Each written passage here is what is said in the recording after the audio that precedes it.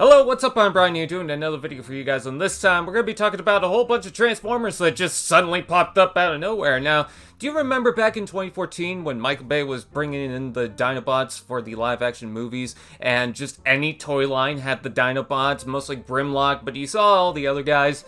Well, this kind of seems similar to that because we've got a ton of Dinobots to talk about, but the first one we're going to bring up is the only one that's not a Dinobot. This is the Studio Series Core Class Ironhide, based on the Transformers the movie. So obviously it's a repaint of the Ratchet. Actually, it's a rework of the Ratchet because it's got a couple of different parts. But to anyone who thought, oh, they're just going to do a Core Class Ratchet and a Voyager Ironhide and not do the other ones, here you go. I don't know why anyone thought otherwise, but there it is. And for the van mode, I think it's fine. You know, it doesn't have the gold stripe, which is unfortunate, but I don't mind the blue. I actually don't mind the gray plastic that's showing. I know that seems kind of weird, but I don't know. It just doesn't feel out of place here. And the silver front looks fine. I would like to see it break out, but, you know, this is a core class figure. I'm not going to be too picky. I do like the color of red here. And then we take a look at the robot mode, and he looks pretty good. His head looks kind of small, but the tab has been lifted up, so it just makes the neck look a little awkward. But otherwise, you know, it's fine. Obviously, he's got a different head because he doesn't have that crown piece. And then also the panel on the back there is different because it doesn't have the siren. But the guns are the same. They're also painted in silver. He does have gray painted shoulders, which I actually do like. So, yeah, Core Class Ironhide. I love the Core Class, so I don't mind this. And then we're going to quickly talk about Snarl, and the reason why we're going to be quick about this is because someone's already reviewed it, so there's not really too much to touch on. I didn't do a video on the reveal previously, but I'm going to talk about it now. I think he looks good. I think he looks pretty cute. From the side, he definitely looks like my dog taking a turd out in the backyard, but otherwise, he looks cute, you know. I like the spines, I like the little head, and I like the fact that they're doing this despite the fact that Snarl didn't really appear that much in the film, so I thought that was kind of funny. And yeah, you could plug the sword on the back. You don't really need to. You could also plug down the legs, which might look better because with the spikes like that, it looks strange. But yeah, he's fine, you know, I like the colors. And taking a look at the robot mode, yeah, he's definitely a beefy guy. Definitely seems like he'll fit in with the rest of the Dinobots. I mean, I've got the rest of them, except for Swoop, which some people are upset. Oh, where's the Swoop? Swoop is coming. Don't worry about that. I mean, if they're gonna go for Snarl, obviously they're gonna go for Swoop. I mean, why wouldn't they? Anyways, that's not it. We also have some legacy reveals. So, first of all, this is the next wave of Core Class Dinobots, which is part of the third wave of Core Class figures. I just got Sound Blaster. Can we slow down on these legacy evolution characters?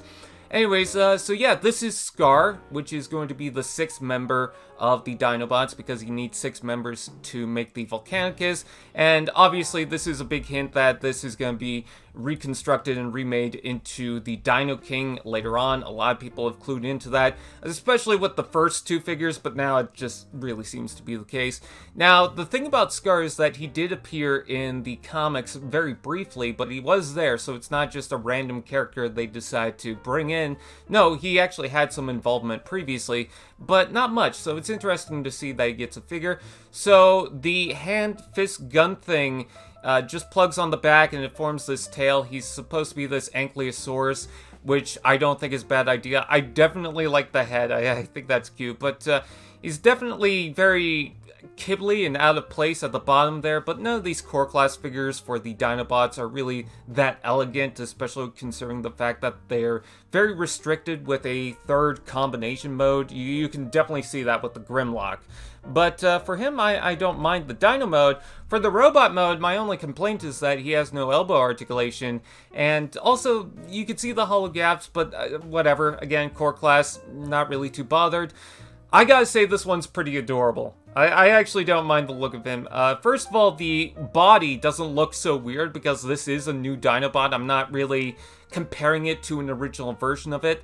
And I don't mind the golden red. It's very limited, but again, because he's new, I think he can work with that. I do like the shape of the head, and I like the fact that the hand piece is forming the gun. You can see that little blaster at the front there, so, you know, he's not devoid of any weapons. But yeah, he's just this very chunky looking bot, and I really adore it.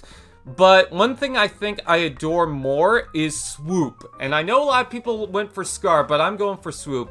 I always loved Swoop at the beginning, so, you know, I don't mind this.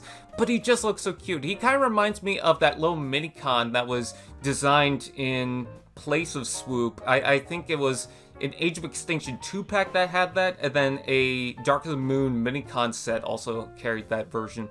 But yeah, I don't mind. I like the gray wings, even though it looks a little out of place here. I think the fact that it defines the wings is actually not too bad. Yeah, you can see the legs just fold up. It's a very simple transformation, but I find the head very cute. I like the fact that they got that little fin on the back, and it's still in red. Obviously, it's going to form the head. Yeah, not too bad. It's a little chunky with the arms, but it's very cute. And then we take a look at the robot mode, and my only complaint about the robot mode is the dino head sits a little too low. It should be higher up, but again, core class engineering, whatever. I gotta say, though, he looks very nice. I love how the wings tuck back. I love the blue on the side of the chest. The head sculpt looks fantastic. And I like how boxy he is. And I also love the fact that the hand splits into two different weapons. And it almost looks like Tommy guns with the fist there.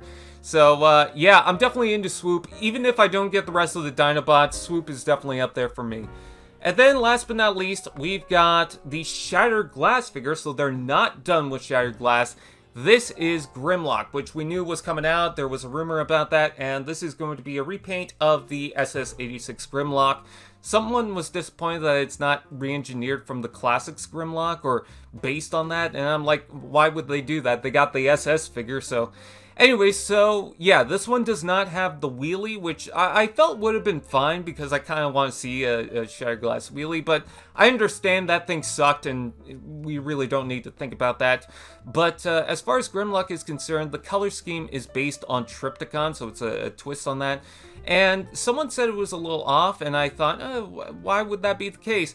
I think it's the white neck. I think that's the only thing that kind of bothers me, but I do love the painted teeth. I like the paint overall. It seems like wheelie has been taken out, but the paint budget is there because you got all this green, this yellow, and purple going around, and it just looks fantastic. And then we take a look at the robot mode, and I love the look of that. The metallic purple in the chest, the transparent orange on the torso there. It's just... It's good. It's really good. The only thing I'll say is that maybe the silver on the face is a little too much, but otherwise, I like it. I also like the fact that he's got painted barrels that are orange, so that's pretty cool. I want to get it, but with Shattered Glass figures, they're not really widely available out here, so I would buy it if it was more available, but I got my SS-86 Grimlock. I'm fine with that, and yeah, that's a really good figure. So, with that out of the way, I thank you guys for watching. Please like, comment, share, subscribe, and all those fun doodads. And I'll see you guys next time. AllSpark TV. Now that's just prime.